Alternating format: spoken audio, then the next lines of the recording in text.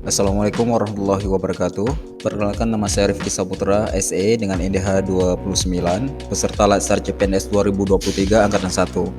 Pada kesempatan ini saya akan memaparkan terkait dengan apa itu Smart ASN dan manajemen ASN. Kita mulai topik yang pertama terkait dengan Smart ASN. Smart ASN merupakan pegawai dengan kompetensi, kinerja, serta profesionalisme yang tinggi sehingga mampu beradaptasi dan semakin responsif terhadap perubahan dan pencapaian tujuan organisasi. Smart ASN menjadi jawaban dari prioritas pembangunan SDM serta Grand Design reformasi birokrasi nasional. Mengingat penekanan Smart ASN berada pada literasi digital, di sini saya akan menjelaskan apa sih sebenarnya literasi digital itu. Literasi digital banyak menekankan pada kecakapan pengguna media digital dalam melakukan proses mediasi media digital yang dilakukan secara produktif. Seorang pengguna yang memiliki kecakapan literasi digital yang bagus tidak hanya mampu mengoperasikan alat, melainkan juga mampu bermedia sosial dengan penuh tanggung jawab. Kompetensi literasi digital tidak hanya dilihat dari kecakapan menggunakan media digital atau digital skill, namun juga budaya menggunakan digital,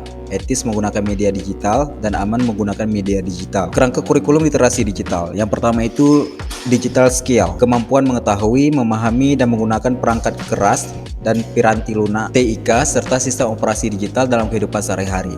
Yang kedua, digital culture, kemampuan membaca, menguraikan, membiasakan, memeriksa, dan membangun wawasan kebangsaan, nilai Pancasila dan Bhinneka Tunggal Ika dalam keseharian, dan digitalisasi kebudayaan melalui pemanfaatan TIK. Yang ketiga itu digital etik, kemampuan menyadari, mencontohkan, menyesuaikan diri, merasionalkan, mempertimbangkan, dan mengembangkan tata kelola etika digital dalam kehidupan sehari-hari.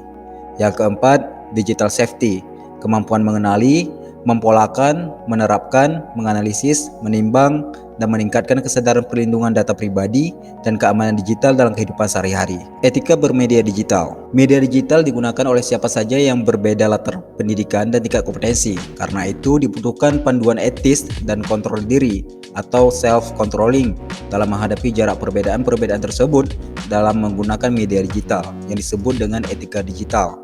4 prinsip etika tersebut menjadi ujung tombak self-control setiap individu dalam mengakses, berinteraksi, berpartisipasi, dan berkolaborasi di ruang digital, sehingga media digital benar-benar bisa dimanfaatkan secara kolektif untuk hal positif. Konten negatif membarengi perkembangan dunia digital tentu menyasar para pengguna internet yang substansinya mengarah pada penyebaran kebencian atau permusuhan berdasarkan suku, agama, ras, dan golongan. Yang hari ini menjadi concern kita adalah di internet itu banyak tersebar tentang berita-berita hoax, terjadinya cyberbullying, dan hate speech. Selanjutnya kita akan masuk ke topik kedua, yaitu berkaitan dengan manajemen ASN. Manajemen ASN adalah pengelolaan ASN untuk menghasilkan pegawai ASN yang profesional, bebas intervensi politik, bersih praktik KKN, memiliki nilai dasar, dan etika profesi. Fungsi dan tugas. Fungsi dan tugas ASN yang pertama itu sebagai pelaksana kebijakan publik, memiliki definisi, melaksanakan kebijakan yang dibuat oleh pejabat pembina kepegawaian sesuai dengan ketentuan perundang-undangan. Yang kedua itu sebagai pelayan publik, memberikan pelayanan publik yang profesional dan berkualitas.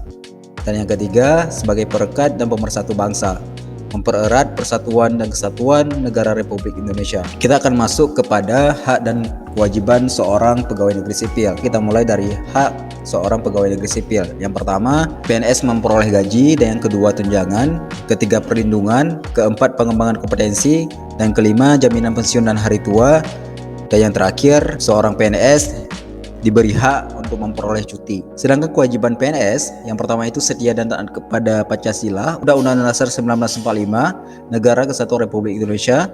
Yang kedua, menjaga persatuan dan kesatuan bangsa. Yang ketiga, melaksanakan kebijakan yang dirumuskan pejabat pemerintah yang berwenang.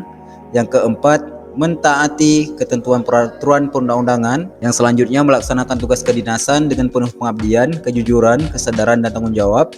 Selanjutnya, menunjukkan integritas dan keteladanan dalam sikap, perilaku, ucapan, dan tindakan kepada setiap orang, baik di dalam maupun di luar kedinasan, menyimpan rahasia jabatan, dan hanya dapat mengemukakan rahasia jabatan sesuai dengan ketentuan peraturan perundang-undangan, bersedia ditempatkan di seluruh wilayah negara Kesatuan Republik Indonesia. Kode etik dan kode perilaku ASN: melaksanakan tugasnya dengan jujur, bertanggung jawab dan berintegritas tinggi, melaksanakan tugasnya dengan cermat dan disiplin, melayani dengan sikap hormat, sopan dan tanpa tekanan, melaksanakan tugasnya sesuai dengan perintah atasan atau sejauh tidak bertentangan dengan ketentuan peraturan perundang-undangan, tidak menyalahgunakan informasi intern negara, tugas, status, kekuasaan, dan jabatannya untuk mendapat atau mencari keuntungan atau manfaat bagi diri sendiri atau untuk orang lain, memberikan informasi secara benar dan tidak menyesatkan, melayani dengan sikap hormat, sopan, dan tanpa tekanan, menjaga agar tidak terjadi konflik kepentingan dalam melaksanakan tugasnya